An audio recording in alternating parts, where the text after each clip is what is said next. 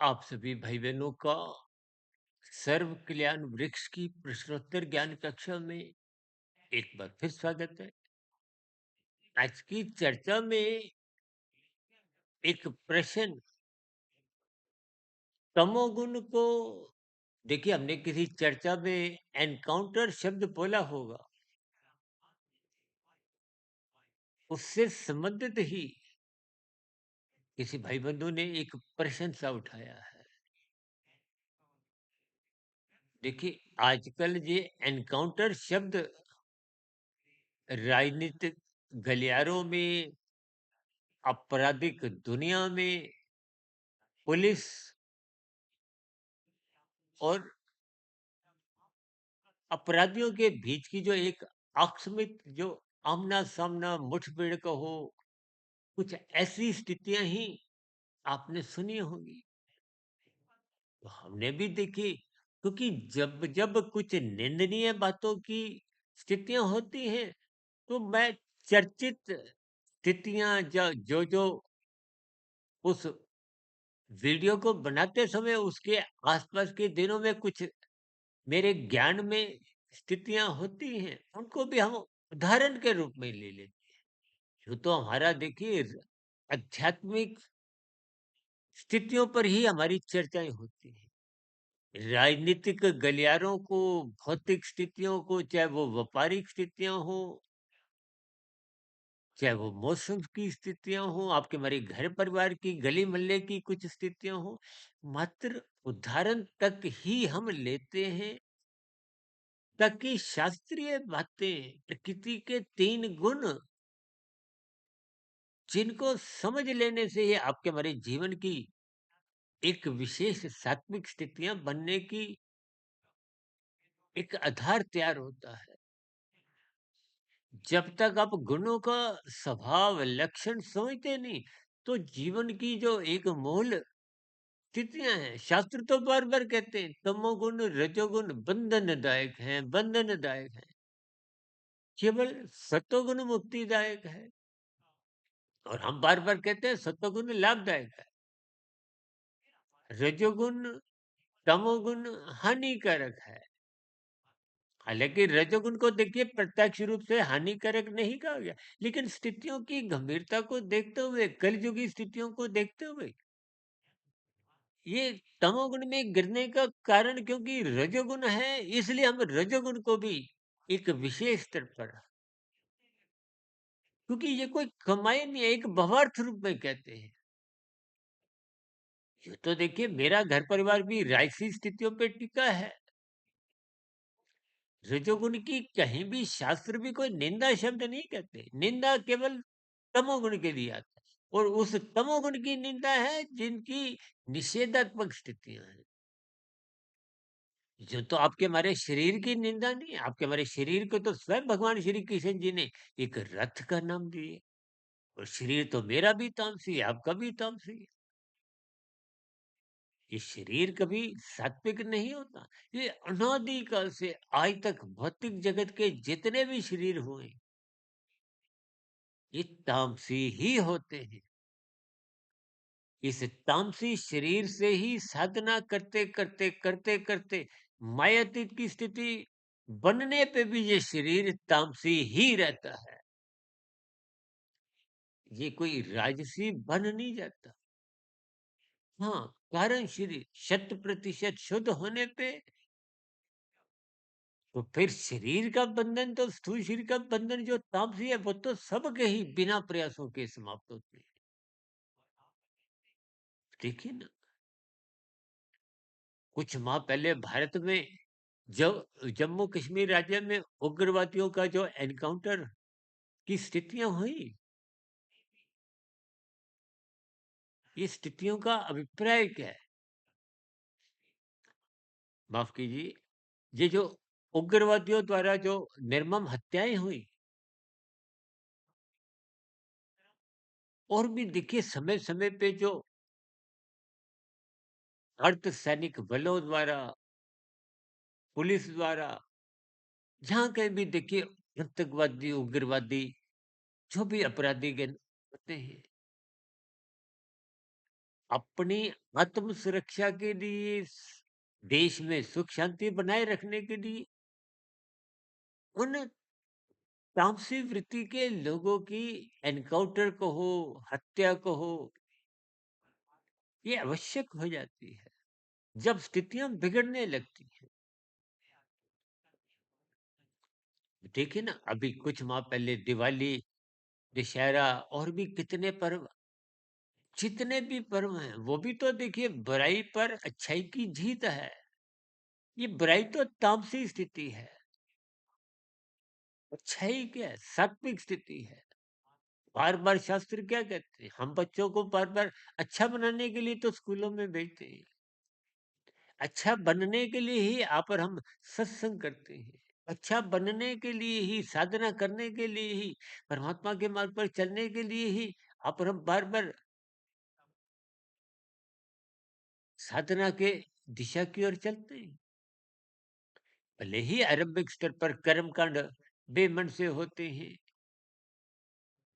लेकिन कहीं ना कहीं आपका हमारा लक्ष्य क्या होता है?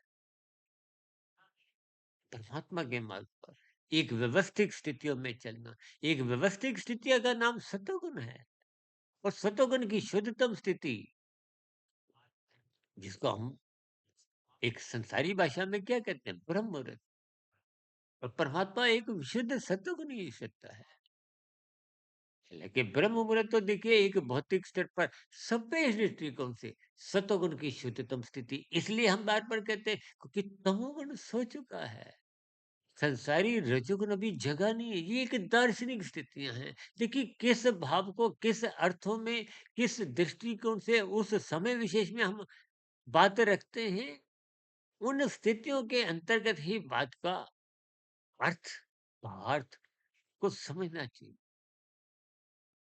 हालांकि हम देखिए अलग अलग प्रश्नों के उत्तर देते समय कुछ ना कुछ स्पष्टीकरण रख देते हैं, लेकिन फिर भी देखिए जब जब हम कोई शब्द, कोई उदाहरण रूप में, कोई तंज के रूप में भी, कोई कटाक्ष के रूप में भी कभी कभी कोई बात रखते हैं, तो उसका भी प्रयोग केवल उस वीडियो तक ही, क्योंकि वीडियो का लक्ष्य क्या होता है कि आपका हमारा सत्वगुण जगे,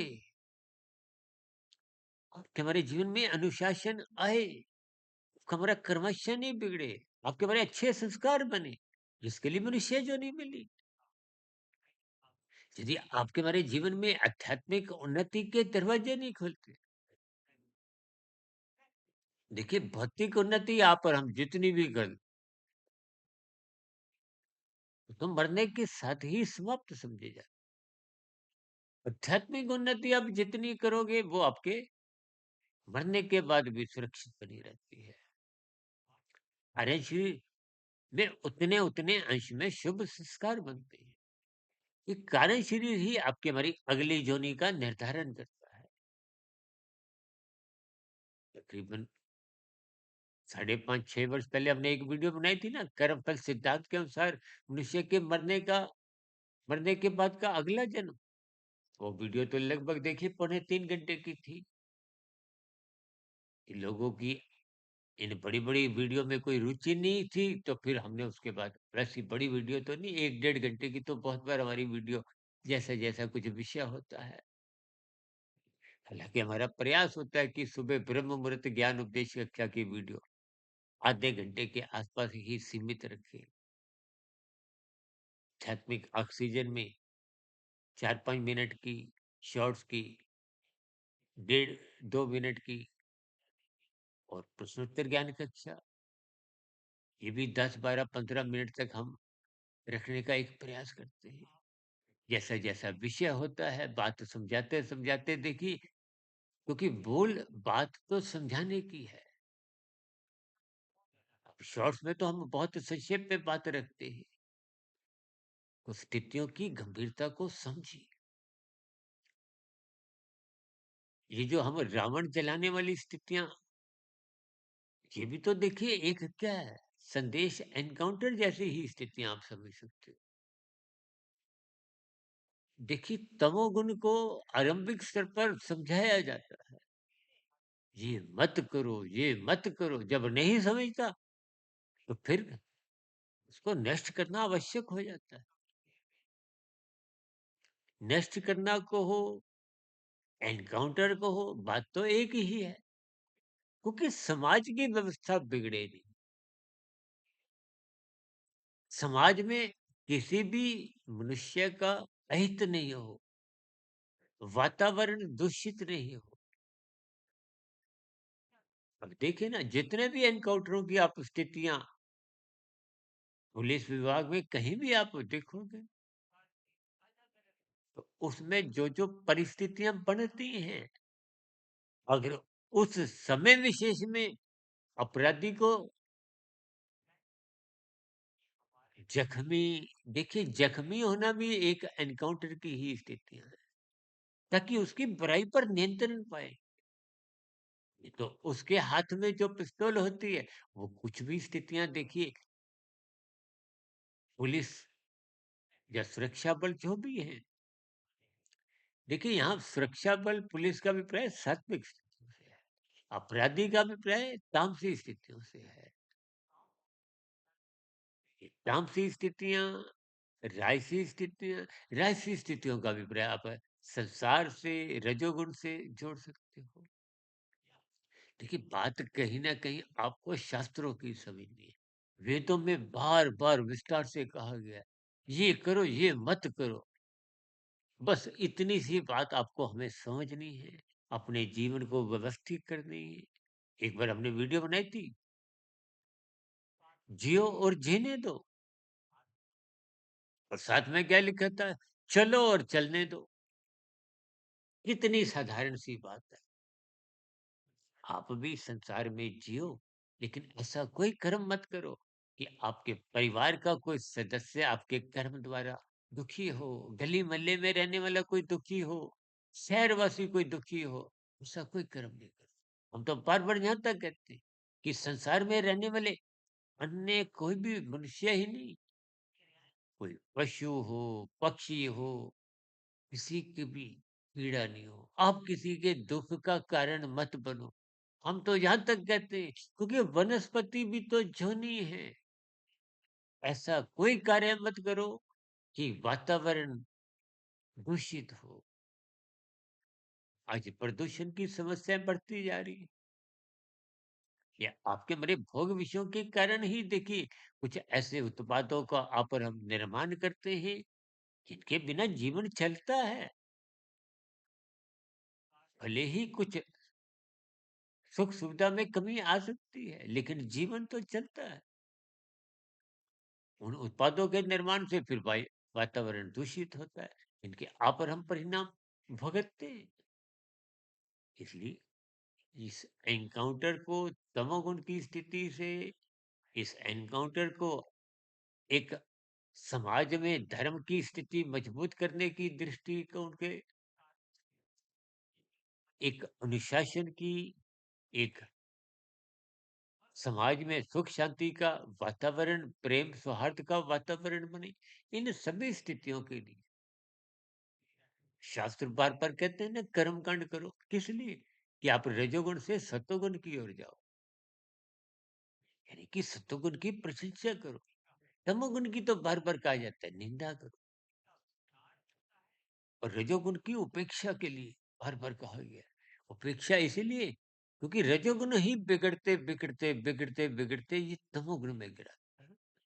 स्थितियों के संकेत समझिए, बुराई को जड़ से समाप्त करें।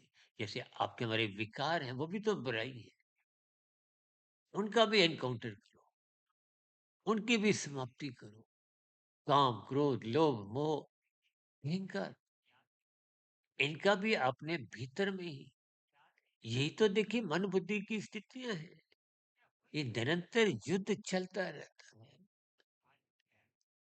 इन संकेतों को जितना जितना आप सात्विक भाव से इनके अर्थ, भावार्थ समझोगे, तो जीवन की बुराइयां आपके भीतर की भी और बाहर की भी समाप्त होने लगेंगी। भले ही बाहरी स्तर पर तो देखिए कलयुगी स्थितियां हैं, आप भीतर में सतयुग बनाओ, परमात्मा के मार्ग पर चलिए। कर्म योग, ज्ञान योग, भक्ति योग की ये योग की स्थितियाँ आत्मा परमात्मा की सुमुखता से है, मायातीत होने की दिशा की ओर चलने से है। इन आध्यात्मिक स्थितियों में मजबूती लाएँ, शुद्ध कमाई करें। इन्हीं शुभकामनाओं के साथ आज की चर्चा विशेष को यहीं विश्राम देते हैं। कल सुबह ब्रह्म मुहूर्त ज्ञान उपदेश कक्षा में फिर किसी नए विषय के साथ मुलाकात करेंगे। तब तक आप अपने आध्यात्मिक मित्र सुधीर भाटिया फकीर को इजाजत दें।